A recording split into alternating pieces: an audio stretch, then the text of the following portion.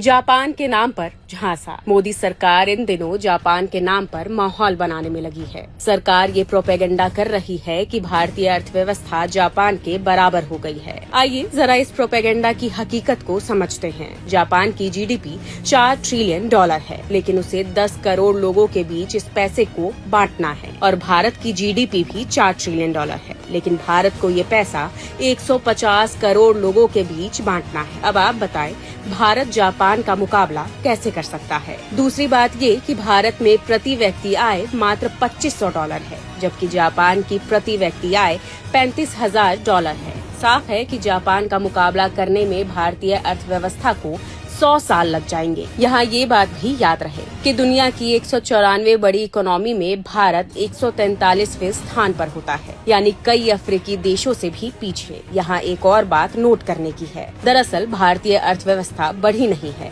बल्कि जापान में ageing population के कारण आर्थिक ग्रोथ रुक गया है। एक और अहम बात ये है कि भारत का 4 ट्रिलियन डॉलर आम जनता के पास नहीं है। मोदी सरकार में भारत के 1% पूंजीवादी देश के 40% संसाधनों पर कब्जा जमाए बैठे हैं। भारत के 13 करोड़ लोग अत्यंत गरीबी में जी रहे हैं। देश के 20 करोड़ लोग हर रोज भूखे पेट सोने को मजबूर हैं।